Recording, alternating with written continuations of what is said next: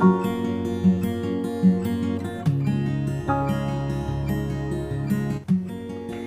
dear students, how are you? Hope you are doing good. ਅੱਜ ਆਪਾਂ ਡਾਈਪੋਲ ਨੂੰ ਇੱਕ ਯੂਨੀਫਾਰਮ ਇਲੈਕਟ੍ਰਿਕ ਫੀਲਡ ਦੇ ਵਿੱਚ ਪਲੇਸ ਕਰਨਾ ਹੈ, ਐਕਸਟਰਨਲੀ ਅਪਲਾਈਡ ਇਲੈਕਟ੍ਰਿਕ ਫੀਲਡ, ਜਿਸ ਦੇ ਵਿੱਚ ਡਾਈਪੋਲ ਦੇ ਉੱਪਰ ਟਾਰਕ ਕੈਲਕੂਲੇਟ ਕਰਨੀ ਹੈ। ਤਾਂ ਸਭ ਤੋਂ ਪਹਿਲਾਂ ਆਪਾਂ ਨੂੰ ਇਹ ਪਤਾ ਹੋਣਾ ਚਾਹੀਦਾ ਹੈ ਕਿ what is uniform electric field. ਤੇ ਯੂਨੀਫਾਰਮ ਦਾ ਮਤਲਬ ਹੁੰਦਾ ਇਕਸਾਰ, ਇੱਕੋ ਜਿਹਾ। ਤਾਂ ਉਹ ਇਲੈਕਟ੍ਰਿਕ ਫੀਲਡ ਜੋ ਮੈਗਨੀਟਿਊਡ ਦੇ ਵਿੱਚ ਤੇ ਡਾਇਰੈਕਸ਼ਨ ਦੇ ਵਿੱਚ ਸੇਮ ਹੈ ਐਵਰੀਵੇਅਰ। ਤਾਂ ਇਸ ਤਰ੍ਹਾਂ ਦੇ ਇਲੈਕਟ੍ਰਿਕ ਫੀਲਡ ਨੂੰ ਆਪਾਂ ਕਿਸ ਤਰੀਕੇ ਨਾਲ ਰਿਪਰੈਜ਼ੈਂਟ ਕਰਦੇ ਹਾਂ, ਇਹ ਆਪਾਂ ਪਹਿਲਾਂ ਗੱਲ ਕਰ ਚੁੱਕੇ ਹਾਂ। ਤੁਹਾਨੂੰ ਯਾਦ ਹੋਏਗਾ ਕਿ ਇਸ ਤਰ੍ਹਾਂ ਦੀ ਇਲੈਕਟ੍ਰਿਕ ਫੀਲਡ ਨੂੰ ਆਪਾਂ ਪੈਰਲਲ ਇਕੁਇਡਿਸਟੈਂਟ ਲਾਈਨਸ ਨਾਲ ਰਿਪਰੈਜ਼ੈਂਟ ਕਰਦੇ ਸੀ। ਮੈਂ ਐਗਜ਼ਾਮਪਲ ਦਿੱਤੀ ਸੀ ਕਿ ਜਿਵੇਂ ਆਪਣੀ ਨੋਟਬੁੱਕ ਦੀਆਂ ਲਾਈਨਸ ਹੁੰਦੀਆਂ। ਤਾਂ ਮੈਂ ਇੱਕ ਇਲੈਕਟ੍ਰਿਕ ਫੀਲਡ ਡਰਾ ਕਰ ਰਿਹਾ, ਦੇਖੋ पैरेलल लाइन्स। तो इलैक्ट्रिक फील्ड की डायरेक्शन किस पासे होंदी है? From positive to negative. इसका मतलब ए साइड पॉजिटिव है, ए साइड नैगेटिव है। तो कितना इलैक्ट्रिक फील्ड आप अप्लाई कर रहे हैं? ये जी ई नाल आप इलैक्ट्रिक फील्ड इंटेंसिटी नूं रिप्रजेंट करते हैं। एक डाइपोल इस दे विच प्लेस करते हैं जी। देखो, तो dipole consist of two equal and opposite charges separated by some small distance। तो अपना डाइपोल है जी। देखो, ये माइनस क्यू चार्ज है, इधर प्लस क्यू चार्ज है, ठीक है। हुण डाइपोल दो चार्जिस का बनया, उही डिस्टेंस जी इहदे विच 2a, ठीक है। तो डाइपोल इत्थे फील्ड दे नाल एक एंगल बना रहा है, जिहड़ा डाइपोल मूवमेंट की डायरेक्शन है। डाइपोल मूवमेंट की डायरेक्शन होंदी है फ्रॉम नैगेटिव टू पॉजिटिव। तो जो मैं ए वैक्टर ड्रॉ करा इस डायरेक्शन तो ये पी वैक्टर होएगा। डाइपोल मूवमेंट नूं आपां पी वैक्टर दे नाल रिप्रजेंट करते हैं। तो ये वाला ये किस दी डायरेक्शन है? इलैक्ट्रिक फील्ड इंटेंसिटी दी। तो दोनों दे विच कितना एंगल बन रहा जी? दोनों दे विच थीटा एंगल बन रहा। तो हुण जिहड़े डाइपोल दे विच दो चार्जिस है उन्हां दे उपर फोर्स लगे। तो इस चार्ज के उपर कितना फोर्स लगेगा? तो आपां नूं एक्सप्रैशन पता है जी कि इलैक्ट्रिक फील्ड इंटेंसिटी जिहड़ी है वो किस दे इक्वल हुंदी है? Force per unit charge. तो फिर फोर्स किस दे इक्वल होएगा? फोर्स इक्वल होएगा जी charge multiplied by electric field. Positive charge के उपर इस चार्ज के उपर कितना फोर्स लगेगा? इस चार्ज के उपर फोर्स लगेगा जी Q इंटू ई। इस डायरेक्शन के विच पॉजिटिव चार्ज के उपर इलैक्ट्रिक फील्ड की डायरेक्शन फोर्स लगता है, ठीक है, क्योंकि एक्चुअल के विच ये साइड नैगेटिव है। तो पॉजिटिव नैगेटिव वाले पासे अट्रैक्ट होएगा। तो जो नैगेटिव चार्ज है उनके उपर किस पासे फोर्स लगेगा? उनके उपर फोर्स लगेगा जी इस डायरेक्शन। इनके उपर चार्ज लगेगा जी क्यू ई, उन्ना ही चार्ज लगेगा बट ओपोजिट डायरेक्शन लगेगा। तो इनके अगे आप नैगेटिव साइन नहीं लगाते। तो मैं दसिया सी कि जो भी आप फोर्स या फील्ड कैलकुलेट करते हैं तो आप चार्ज के उपर पॉजिटिव या नैगेटिव होवे तो नैगेटिव साइन नहीं लगाते। नैगेटिव साइन एक्चुअल उनकी डायरेक्शन ही दस रहा होंगे, तो आप उनकी डायरेक्शन ओपोजिट शो करती है। क्लीयर? सपोज करो ये डाइपोल है, जिहड़ा मेरा पेन है ये डाइपोल है। हुण इनदे ये दो एंड्स है, इन्हां दे उपर फोर्स लग रहा है। इस एंड ते इस पासे वाल फोर्स लग रहा है, इस एंड ते इस पासे वाल फोर्स लग रहा है। तो जो इनदे ते फोर्स लगेगा, देखो मैं इक्वल तो ओपोजिट फोर्स लगा के दिखाना। तो जो इनके उपर आप फोर्स लगाने आ, देखो इनके उपर फोर्स लग रहा है। दोबारा देखो, आ फोर्स है इस डायरेक्शन लग रहा है, ये फोर्स है इस डायरेक्शन लग रहा है। तो जो इनके उपर इस तरह फोर्स लगेगा तो डाइपोल रोटेट करेगा। ये डाइपोल इदा रोटेट करेगा। तो जो ये रोटेट करेगा तो इत्थे टॉर्क इनके उपर लगेगी। तो टॉर्क आप कैलकुलेट करनी है, ठीक है। तो आप की कंसीडर कर रहे हैं जी? Consider an electric dipole consisted of charges minus Q and plus Q is placed uniform electric field E. तो हुण आपां दस्सिया जी कि डाइपोल रोटेट करेगा, इस दे उपर टॉर्क लगेगी। तो टॉर्क का फॉर्मूला की हुंदा है? तो टॉर्क का फॉर्मूला हुंदा है जी होर इत्थे आपां डिस्कस करते हैं कि जो भी किसी बॉडी के उपर एक बॉडी है, दो इक्वल जिन्नी फोर्स है उन्नी फोर्स है, दो इक्वल तो ओपोजिट फोर्सिस लग रही होन तो वो कपल फॉर्म करती हैं जी, कपल दो चार्जिस दो फोर्सिस का कपल है, दोनों इक्वल होन तो ओपोजिट होन, मतलब two equal and opposite forces whose line of action is not same, मतलब इक्को लाइन के लॉन्ग ना लग रही हैं हुण, ठीक है। जे इक्को लाइन के लॉन्ग लग रही हैं तो फिर वो एक दूजे को कैंसल कर देनी है। जिवें देखो ये इक्वल तो ओपोजिट फोर्सिस है, इक्वल है बट ओपोजिट इन डायरैक्शन है, तो फिर टॉर्क किस दे इक्वल हुंदा है जी, टॉर्क हुंदा है जी दोनों के विचों कोई फोर्स लै लो जी, either force multiplied by perpendicular distance, कि दोनों फोर्सिस दे विच परपेंडिकुलर डिस्टेंस कितना है, तो आप आ फोर्स है दूजी ए फोर्स है, ठीक है। इन्हां दे विच आपां इस फोर्स नूं एक्सटेंड करते हैं तो इहदे उपर इत्थे एक परपेंडिकुलर ड्रॉ करते हैं, ठीक है जी। इस पॉइंट को आप ए लेने, इस पॉइंट नूं बी, इस पॉइंट नूं एन, तो जो बी एन है वो परपेंडिकुलर डिस्टेंस है। फोर्स आइदर फोर्स जिहड़ी मर्जी फोर्स ले लो जी, तो टॉर्क नूं टॉ नाल रिप्रजेंट करते हैं, फोर्स होगी जी क्यू इंटू ई, तो परपेंडिकुलर डिस्टेंस कितना हो गया, परपेंडिकुलर डिस्टेंस हो गया बी एन, ठीक है जी। Give it number 1।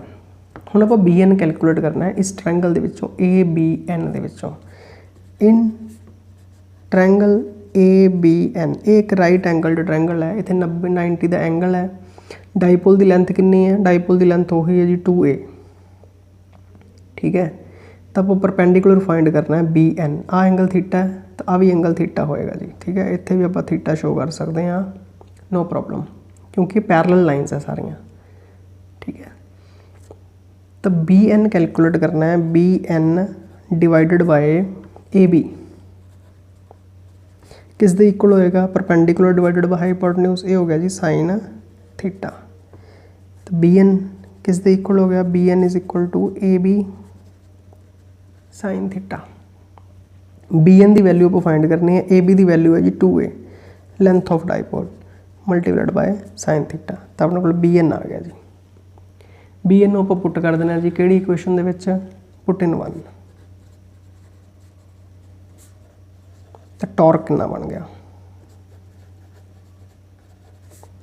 Torque to हो गया G Q E multiplied by 2a sine theta.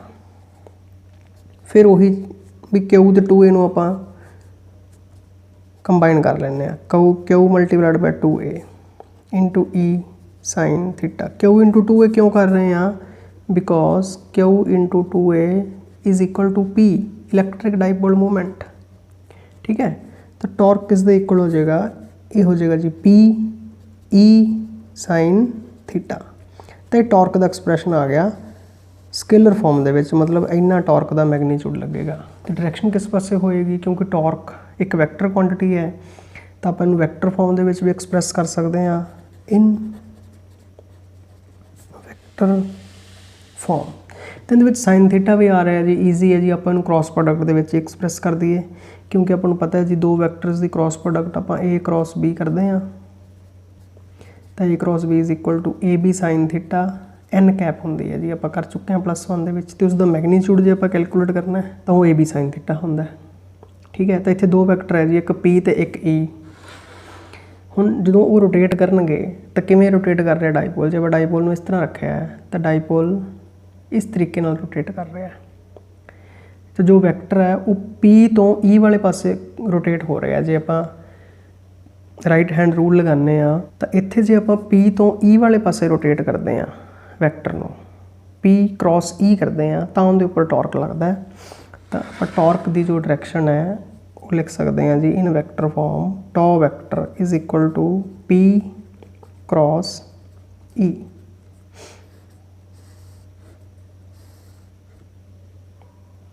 ठीक है जी, ये वैक्टर फॉर्म दे विच इसका एक्सप्रैशन आ गया। हुण आप कुछ स्पैशल केस करने हैं कि डाईपोल नूं आपां किन्ने एंगल ते रखीए तो उहदे उपर किन्नी फोर्स लगती है, तो इत्थे 2-3 शॉर्ट आंसर क्वेश्चन बनते हैं जी बहुत इंपॉर्टेंट इस दे नाल रिलेटेड, जिसनूं आपां स्पैशल केस भी बोलते हैं। ठीक है, फर्स्ट है when angle between P vector and E vector is 0 degree, मतलब theta is equal to 0 degree.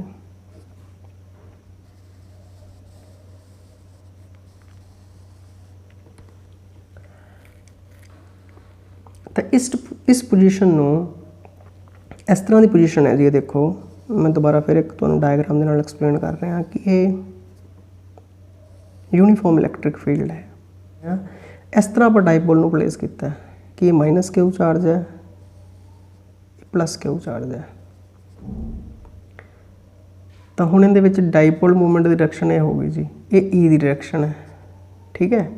तो हुण जो डाइपोल मूवमेंट की डायरैक्शन है तो वही ई की डायरैक्शन है सेम, तो मतलब पी ते ई दे विच एंगल कितना हो गया 0। हुण इस चार्ज के उपर किहड़े पासे फोर्स लगेगी, हुण इहदे उपर फोर्स किहड़ी डायरैक्शन च लगेगी, इहदे उपर फोर्स इस डायरैक्शन च लगेगी, तो इहदे उपर फोर्स किस डायरैक्शन च लगेगी जी, इस डायरैक्शन च लगेगी जी, ठीक है। तो दोनों के उपर फोर्स जो लग रही है वो इक्को लाइन च लग रही है। इस दे उपर कितनी फोर्स लगेगी, क्यू ई। तो देखो दोनों फोर्सिस की लाइन ऑफ एक्शन सेम है, भी इक्को लाइन च लग रही हैं, तो डाइपोल को रोटेट नहीं कर रही है। ये इनू इधर को खिंच रहा है, इधर को खिंच रहा है, दोनों फोर्सिस एक दूसरे को कैंसल कर देंगे, नैट फोर्स 0 हो जाएगी, ठीक है। तो नैट टॉर्क भी की हो जाएगी 0, क्योंकि force multiplied by perpendicular distance है, तो परपेंडिकुलर डिस्टेंस ही 0 हो गया। तो इन दिस केस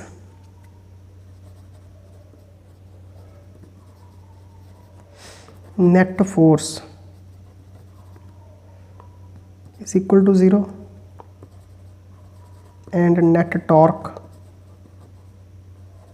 आप टॉर्क इस तरह भी कैलकुलेट कर सकते हैं कि पी ई साइन थीटा होंगी है, P E multiplied by sine 0, sine 0 कितना होंगे जी 0, तो आंसर कितना आ गया 0।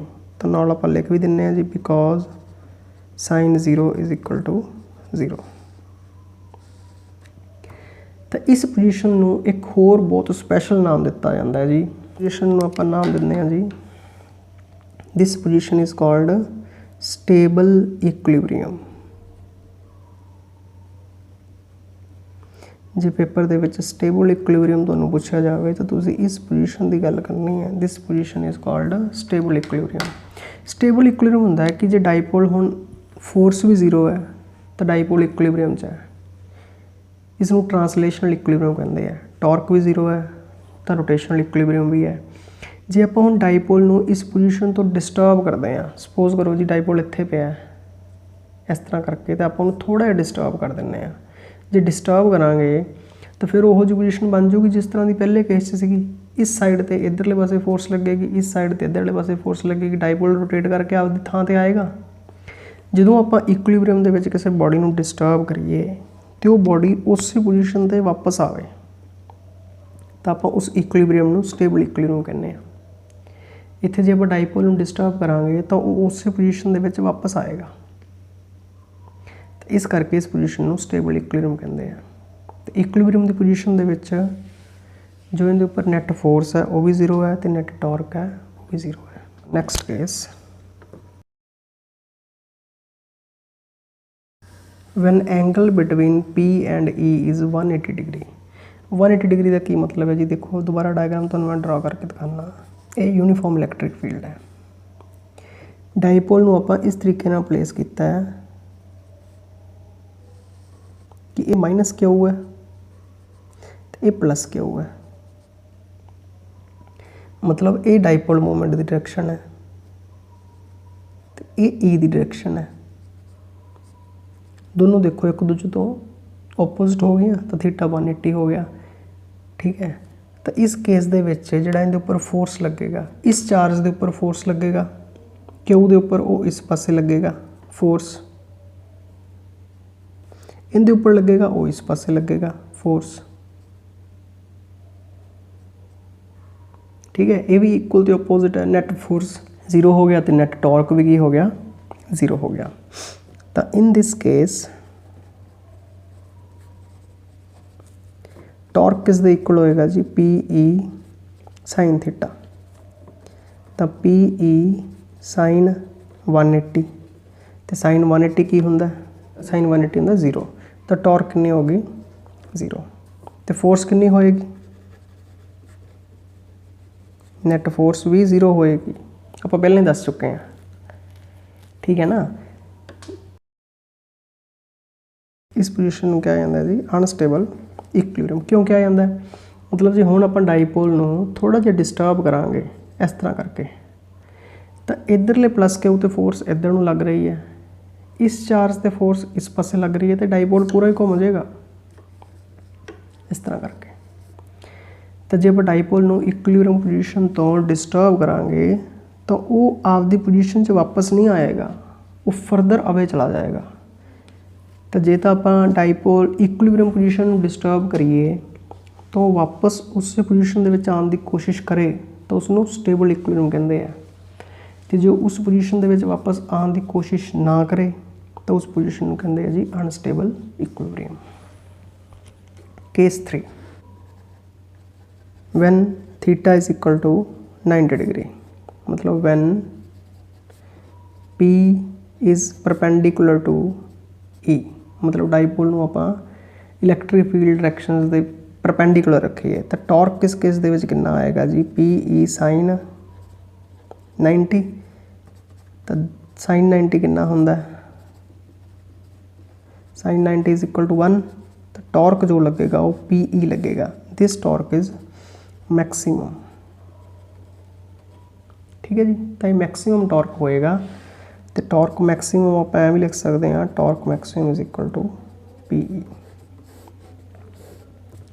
ਤੇ ਜੋ ਇਹ ਟਾਰਕ ਹੋਏਗਾ ਜੀ ਇਸ ਕੇਸ ਦੇ ਵਿੱਚ ਇਹ ਟਾਰਕ ਮਿਨੀਮਮ ਹੋਏਗਾ, ਠੀਕ ਹੈ। ਤਾਂ ਆਪਾਂ ਇਸ ਟਾਰਕ ਨੂੰ ਟਾਰਕ ਮਿਨੀਮਮ ਵੀ ਲਿਖ ਸਕਦੇ ਹਾਂ, ਟਾਰਕ ਮਿਨੀਮਮ। ਤੇ ਜੋ ਆਪਾਂ ਲਾਸਟ ਕੇਸ ਕੀਤਾ ਸੀ ਤੇ ਇਸ ਕੇਸ ਦੇ ਵਿੱਚ ਵੀ ਟਾਰਕ 0 ਹੈ, this is also torque minimum.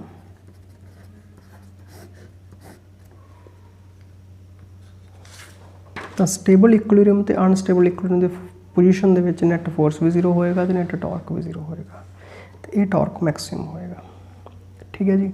I hope ਕਿ ਤੁਹਾਨੂੰ ਸਮਝ ਲੱਗ ਗਿਆ ਹੋਏਗਾ। ਜੇ ਕੁਛ ਡਾਊਟ ਹੈ ਤਾਂ ਤੁਸੀਂ ਮੈਨੂੰ ਪੁੱਛ ਸਕਦੇ ਹੋ। All the best, have a nice day.